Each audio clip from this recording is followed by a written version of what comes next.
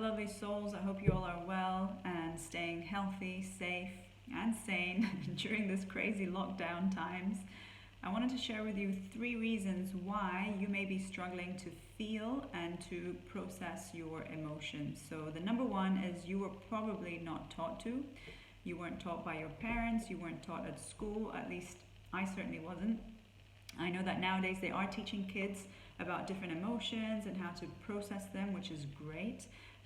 But one of the things that I see a lot with clients is they don't know how to describe their emotions. They struggle to pinpoint or even know what they're feeling. And in order for you to really start to understand yourself, your patterns, and how you feel, you need to learn the language of emotions. So get familiar with all the different emotions and do your best to be descriptive about how you feel. And I do this through journaling a lot. And the more that you can do that, you're going to start to understand yourself, understand your inner world, and obviously it's going to help you eventually to process emotions. But processing emotions is really just feeling it, by the way.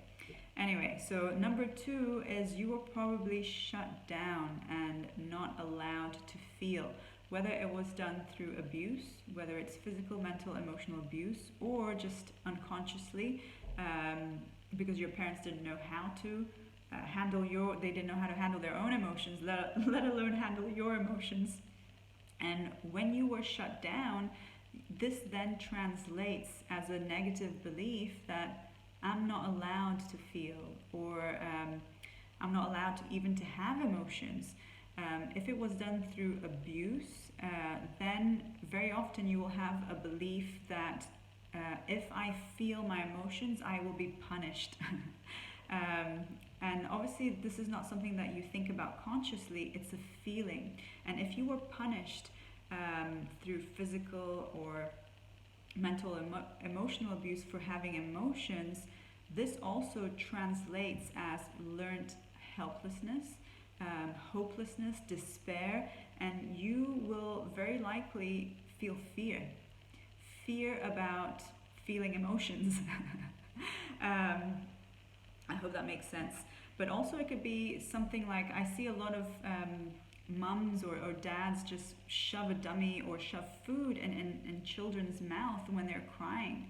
And this will unconsciously, again, they will start to associate emotions with, again, I'm not allowed to feel, I have to eat my emotions, or I have to shut it down. So this is another reason, and this is something that you will need to feel.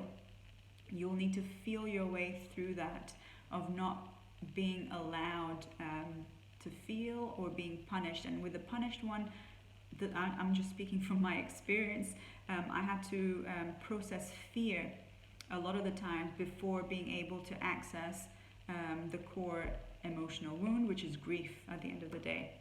And number 3 is projected emotions. So a lot of the times parents, their own unhealed emotional wounds will be projected onto the child. And I see a lot of people, including myself, I did this, trying to process emotions that are not theirs. So that's impossible. You can't process emotions that are not yours.